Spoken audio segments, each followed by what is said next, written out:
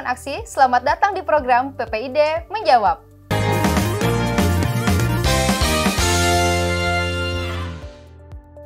Hadir di tengah-tengah kita, PPID KPK yang akan berdiskusi pada hari ini sekaligus untuk menjawab pertanyaan-pertanyaan kawan aksi yang ada di media sosial. Nah, sudah hadir di tengah-tengah kita Ibu Yuyu Andriati Iskak. Halo Mbak Ye. Halo. Oke Mbak Ye. Apa kabar? Baik Mbak Ye. Gak kerasa ya Mbak Ye, sudah episode 6 lagi Mbak Ye. Oh iya, dan masih banyak episode selanjutnya. Oh oke. Oke Mbak Ye, kira-kira hari ini kita mau diskusi apa Mbak Ye?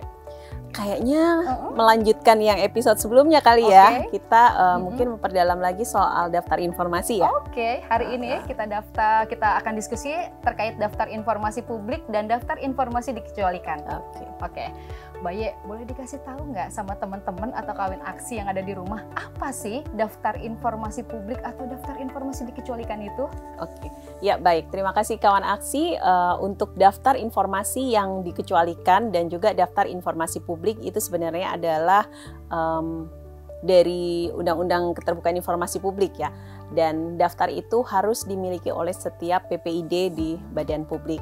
Nah, di KPK kami punya daftar informasi publik, yaitu daftar informasi yang boleh disampaikan atau harus disampaikan kepada publik gitu ya, oleh lembaga publik. Sedangkan daftar informasi yang dikecualikan adalah daftar informasi yang dimiliki oleh lembaga atau badan publik, tapi tidak boleh disampaikan kepada publik.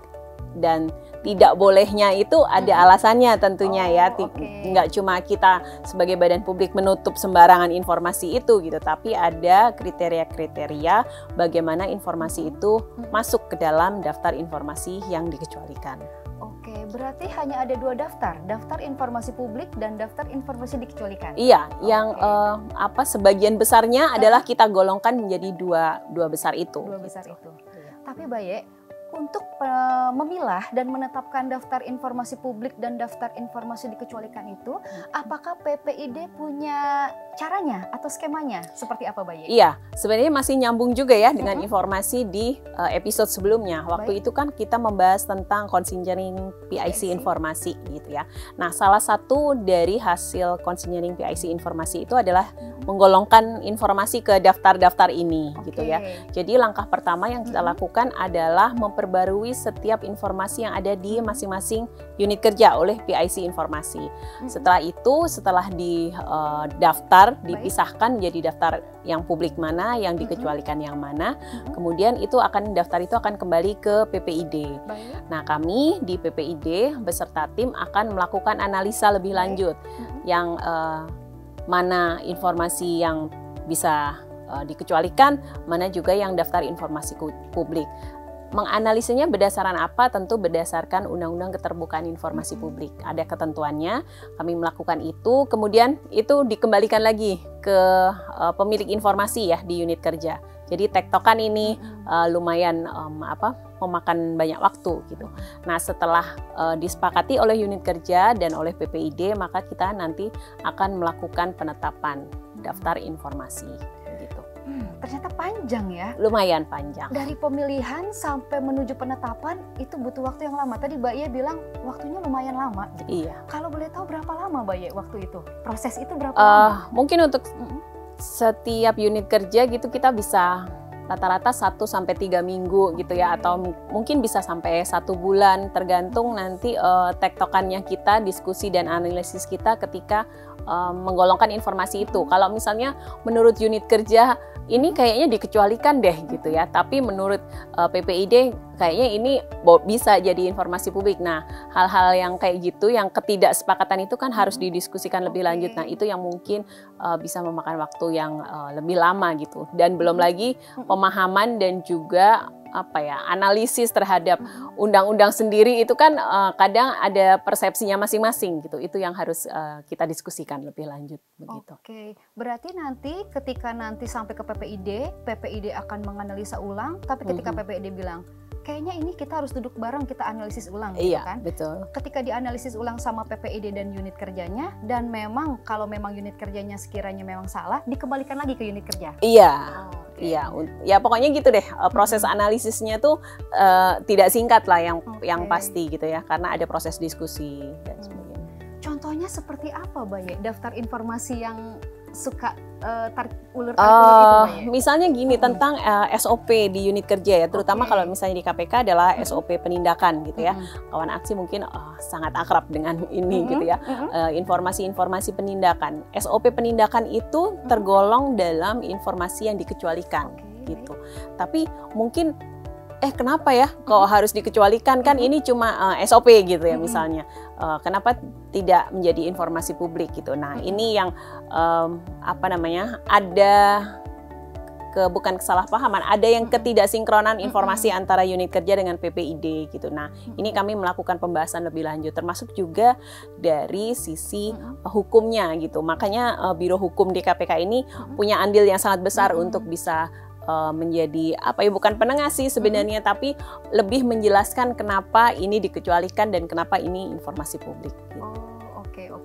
Tapi dalam perjalanannya daftar informasi publik dan daftar informasi dikecualikan itu apakah harus setiap tahun, Baye, diperbaharui? Sebenarnya tidak harus setiap tahun, karena unit kerja itu menentukan masa kedaluarsa informasi gitu ya. Jadi kalau misalnya ada satu informasi kedaluarsanya misalnya 3 atau 5 tahun gitu, berarti ya sudah, itu nggak perlu dibahas lagi, kita tunggu sampai masa kedaluarsanya habis aja gitu. Oh, berarti daftar informasi juga ada masa kadaluarsa? Iya betul, ada masa berlaku informasinya gitu ya.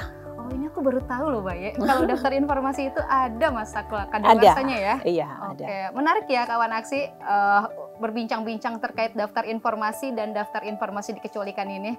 Sebenarnya ingin menggali lebih banyak lagi, Baye. Tapi bagaimana menggali, karena penjelasan Baye sudah lengkap gitu loh. Gitu.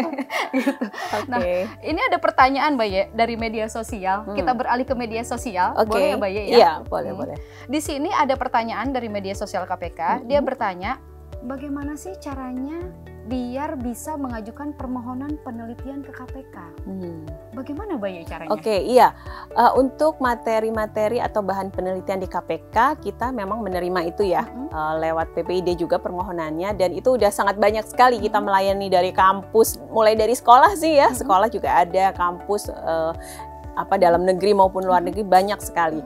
Sebenarnya mudah untuk bisa menjangkau KPK kalau mau mengadakan penelitian, tinggal berkirim email di informasi@kpk.go.id, atau semua penjelasan mengenai bagaimana prosedur melakukan penelitian di KPK itu juga terdapat di websitenya ppid.kpk.go.id, bisa diakses di sana. Kemudian nanti menunggu aja jawaban dari KPK gitu ya, biasanya lewat email, atau bisa mengkonfirmasi lewat call center 198. Semudah itu ya, Baye? Iya, tinggal mengajukan sekali. saja ya. Betul, karena KPK mendukung sebenarnya penelitian-penelitian itu untuk memperkaya literasi anti korupsi ya. Ayo kawan aksi yang mau penelitian, boleh ditunggu. Oke, Baye, ini udah mau di ujung sekali, Baye. Bagaimana kalau kita closing statement, Baye?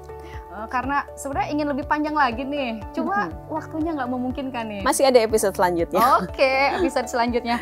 Oke, Baye, silakan closing statementnya. Ya, baik kawan aksi, jika Anda ingin melakukan penelitian di KPK gitu ya, dengan subjek penelitian KPK, kita membuka kesempatan yang terbuka untuk seluruh kawan aksi mengakses semua data-data KPK, dan permohonan itu bisa dilakukan lewat email dengan alamat informasi @kpk.go.id. Kemudian teman-teman juga bisa melihat prosedur untuk mengajukan penelitian di KPK lewat website PPID di ppid.kpk.go.id. Oke, Baye, terima kasih banyak, Baye. Sama-sama, Devi. Kita akan bertemu lagi di episode selanjutnya. Jangan kapok ya, Baye. Dengan senang hati. Oke, untuk Baye, terima kasih sudah hadir di PPID Menjawab episode ke-6 ini. Dan untuk kawan aksi, terima kasih yang sudah menyaksikan episode PPID Menjawab. Sekian bincang-bincang pada hari ini. Sampai jumpa di episode PPID Menjawab selanjutnya. Salam anti korupsi.